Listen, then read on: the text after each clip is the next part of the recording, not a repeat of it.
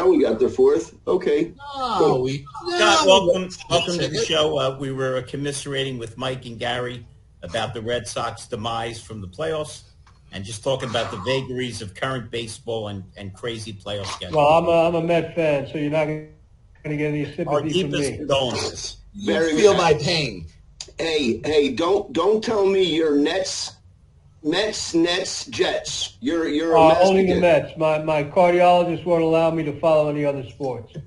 Well, listen. How much pain can one person take? The Nets haven't been right since Julius Erving, right? You could maybe say the Jason Kidd period. Yeah. And last time I saw Joe Namath, he was hawking hearing aids. So he left pantyhose and he went to hearing aids. Was. Yeah, very funny. Well, Scott, hey, glad you're here with us. Thank you all for inviting me. So, Lair, why don't we officially kick off? You know, we've been live, but we'll do a little kickoff. Scott will give us some of his information. We'll learn and enjoy what we're learning today. Welcome to our Big Idea podcast. We've got the pleasure of having Scott joining us today. Scott, what we do on this show is try to feature some of the people we like and respect, and you fit all those categories. Why don't you tell the people that are watching what you've been doing, what your company is, how you perform your services, and we'll work around you. Well, I had about 30 years in the car business, and my last dealership was in Virginia. And a few years ago, we were having some trouble with reviews, like tons of dealerships have. And we just saw that the customers, despite saying that the satisfied customers would say, sure, I'll give you a review, and then we would never hear from them again. So I came up with an idea to create an app for our salespeople and finance managers and whatever to make it a more direct process, more systematic process. About a year or so after that, my partner down there, I never lived in Virginia. I had lived in New York. Needed to close down the dealership because of he just didn't have the time. He had some family issues to deal with. So we closed down the dealership, and I still needed something to do. So I knew I had this app, and I kind of cleaned it up a little bit and put it into a sellable state. And right at that time, COVID hit. So I figured, okay, well, I'm in trouble now. But then the stimulus checks came, and car dealers started doing well, and those were the people who I knew the best. So I started selling it right at the same time, and I did well. And I've expanded on over the years to just about every other type of business. And here I am today.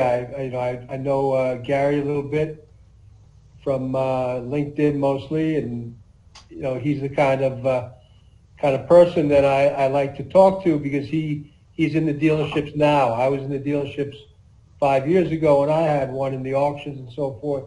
But the people who are in the dealerships now and have their finger on the pulse of what's going on are really an important source of information for me. Scott, what do you do? Well, I have an app called the Review Machine, and we sell it to all types of businesses, but still about half of my customers are car dealers. So I'm very familiar with reputation marketing as opposed to reputation management. Are your clients, are they, we have a statistic, and I mentioned this to the 13,000 out of the 17,000 rooftops that don't respond to any good or bad reviews. They just ignore it. And they're losing 30 to 35% revenue because they won't answer the people that took the time, energy, and effort to pay them the time of day to write a nice review or a bad review. It's not for the person that wrote the review that you want to respond to. It's for the thousands of other people that are in market to buy a car that are checking out your reviews, and they're saying to themselves, these people wrote a nice review and you didn't even say thank you. So is that the kind of thing that your app can help people with? Well, or yes. is it the kind of asking them for the review? Well, both really. And Okay. and when I train and onboard new customers, I always tell them that one of the things that they need to be doing is responding, because and exactly the point that you made, that the audience is not the one person who may have even left a bad review. Those may be even more important to respond to, and to do it in a way that you're really talking to the broader audience. Instead of being defensive, it's a much better way to show empathy, no matter what it is, unless it's blatantly ridiculous or out of line. To show empathy, because the real customers, and as you said, thousands of people who are reading reviews, and I find a lot of, and we'll talk about car dealers here today, a lot of car dealers have no idea how many people are actually reading those reviews. And when I show them the numbers, they're dumbfounded. In 3 months, 1,100 people may have read a recent bad review. And, these are not people who have nothing to do on the internet. These are people who are obviously shopping for a car, and more to the point, shopping for a car potentially at your dealership. That's why they're reading your reviews. Scott, not to mention the fact that if you respond quickly to a negative review, sometimes you turn it around and those people become your biggest advocates. Absolutely. If you respond the right way, those people can become your best customers, because they have the greatest story to tell. It's easy to say, hey, I went in there and I drove out with a new car in an hour and everything was great. People find that even hard to believe. But if you can tell a story that you had an issue and the dealership responded positively to that issue and got it resolved, that could bring in tons and tons more customers and create so much more confidence in the business. I'd like to bring up 2 points. One is the bad review. And when you respond to that, take accountability. Hey, we had a bad day. We want to make it right. How do we make it right with you? Get in touch with the general manager offline. That way you're not arguing and you're not stirring up drama. For the person that says all these F you and all that kind of stuff, leave them alone. Because people read that and go, yeah, wackadoo, and there's plenty of them out there. So you leave those alone and don't worry about them. But the person has, hey, you said to be in here by 10. It's now 2 o'clock on a Saturday. You ruined my weekend. What are you going to do about it? That's a legitimate 1-star review. Sure. And you got to address that. We're trying to do better. Yes, we dropped the ball. I'll take accountability, and we'll do better. I wanted you to touch base with me offline. And somebody reading that goes, yeah, we're all human. Yeah, and even beyond that, I know Larry does a lot of, you do a lot of recruiting and staff training. It's important for the staff to see that the management of the company takes this seriously. If you're the star of a bad review, and the staff takes and the management takes action, it makes a big impact, and it has a domino effect throughout the dealership. That well, Scott, this is serious. I'm starting a huge company that's going to pioneer this amazing technology that most people aren't aware of. It's called the phone. And if you can remove your stupidity hat and actually answer your phone and act like each call is an opportunity or a problem to solve or just a customer, it's amazing what could happen. Scott, I'm in, at this point, 100 dealers.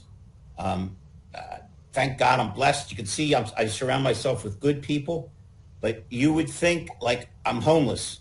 Or broke. That's how quickly I jumped to answer my phone. Sure. Mike and Gary are chuckling because there's never been a call where I haven't put you on mute so I could answer the phone and either handle a situation or sign up a dealer. So Yeah, I answer every call, and I feel the same Scott, way. I because think you're that's smart. important. What is the purpose of having a phone and not using it? Yeah. It's just silly. I So think it's important, especially, if a customer knows that they have a problem, that it's not going to be prolonged. I'm going to call you, you're going to call me 100 times, a ping pong match. we were just talking. We were just talking baseball before you got on, and you'll hear it said all the time: the best ability is availability. Absolutely. Showing up is everything in life. Yep. So, Scott, I've got a couple of questions.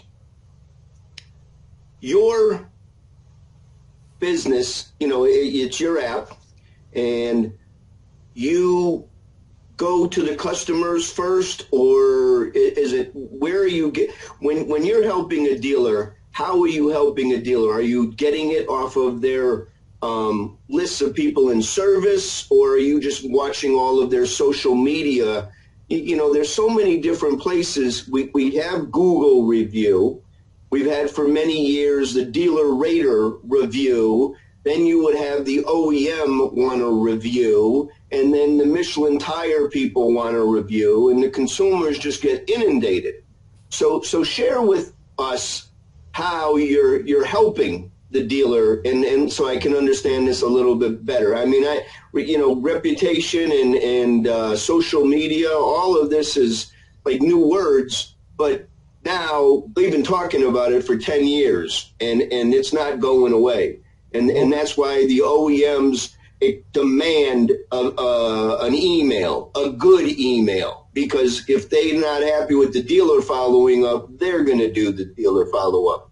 But you're basically helping them build their brand and continue to build their brand by showcasing the positive and then showing how they're handling it. So I know I just spit out a lot, but if you could unpack a little bit and kind of help me understand what you're doing in the dealerships. Well, one of the things that we emphasize and make happen is a systematic process that occurs at the point of sale. We don't ambush them a week later, and I purposely have not automated the app because I didn't want a situation where dealers would send it out once a month to 150 customers or whatever, because people are told on TV constantly, if you get a link on your text or in the email, don't open it, it's going to be a scam, it's going to destroy your computer or whatever. So we want to get the customer's consent at the end of the transaction, at the point of sale. Hey, if I send you a text message, would you mind leaving us a quick review? Right when they're there on the premises, they're going to say yes 99.99% of the time, and then we use the app to send them a text, or in some cases a QR code if it's a service department, let's say, where they may not have a clear path to the phone number, and get it done right then and there. As we all know, the honeymoon in the car business is very short, so we want to get it done at their customer's happiest moment. Scott, what's the pain point for that? In other words, products like this, the staff needs to be coached as far as how to use it. And when they poo-poo it, they're like, that'll. Of course. Then your product is short-lived. Sure. Maybe the compliance and the supervision by management is very important to this. Yeah. And Larry, when you're training, I don't know if you emphasize reputation management at all, but it certainly would be helpful from my point of view, because everybody has an excuse not to do something. Oh, the phone rang. It was lunchtime. Blah blah blah. But this is money in your pocket if you're a salesperson. If you're working on commission, you need as many people as possible walking through that door.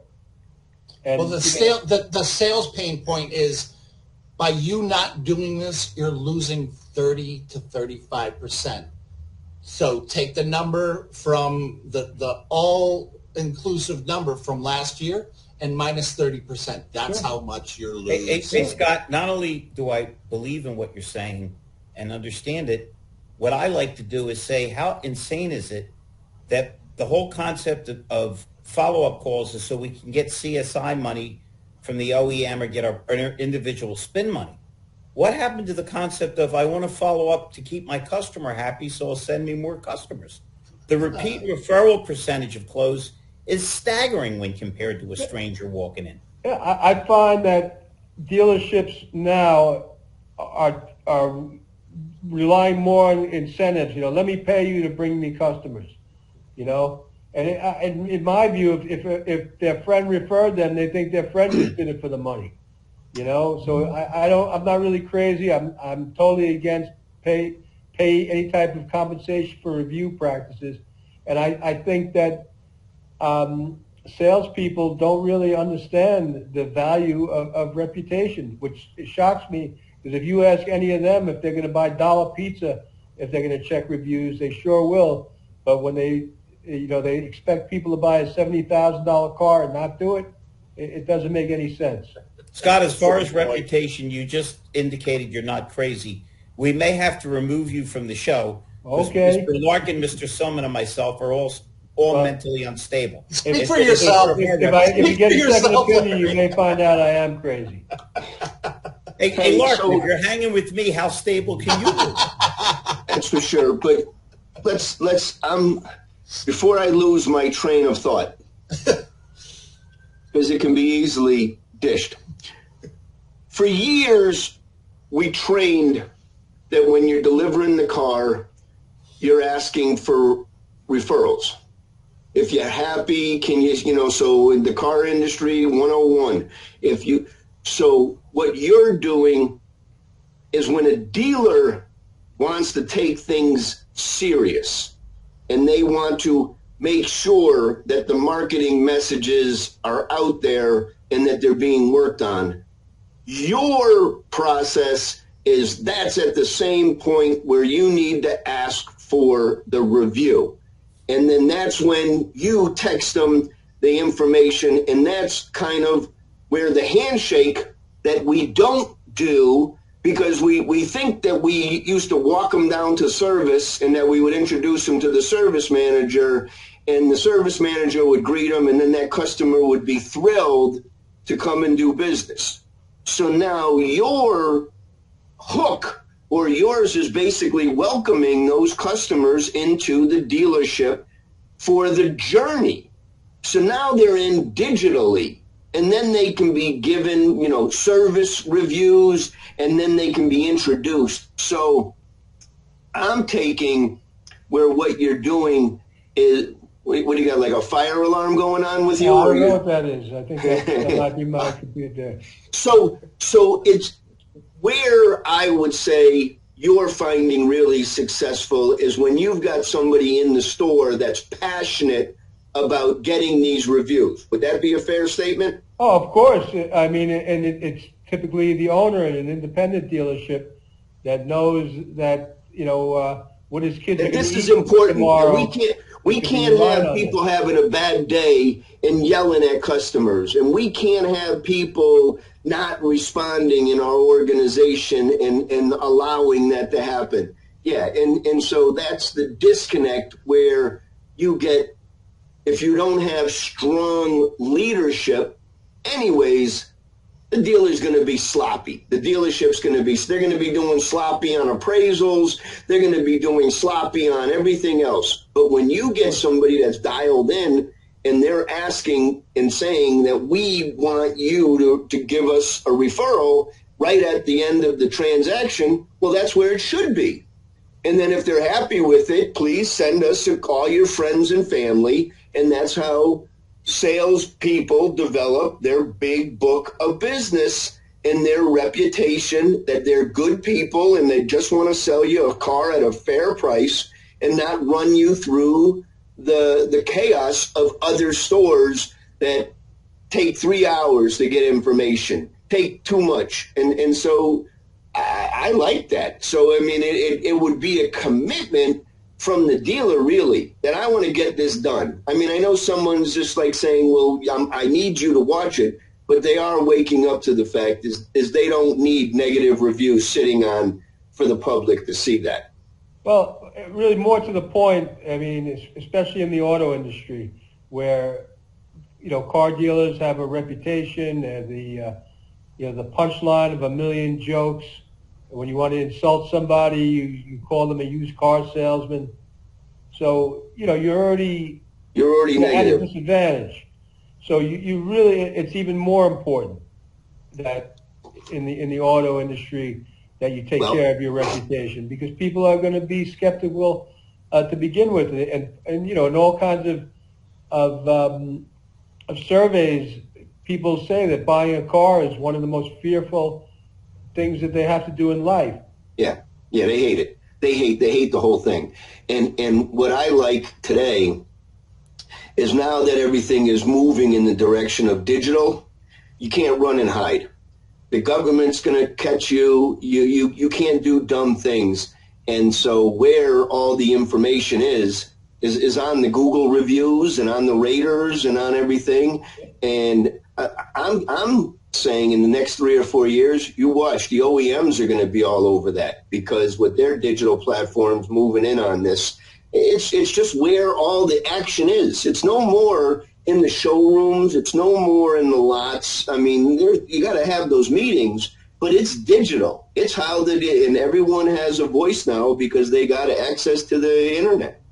Well, I also run into, you mentioned OEMs, that some dealers that I speak with are more concerned with the factory surveys than they are with the public surveys. It's a lot of money they're chasing. Yeah, I understand that, but they at least have to be on equal footing.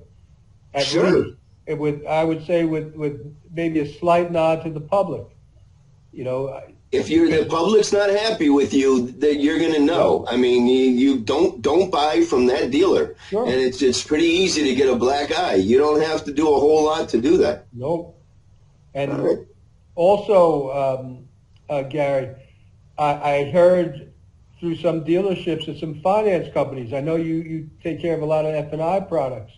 Some finance companies are beginning to link a prevalence of bad reviews with a high default rate. So that's another issue. You may have your banks sending you letters, goodbye. We can't take a risk with a guy like you. If you've got some rogue F&I and you're getting cancel of products all the time, and it's you need that reputation.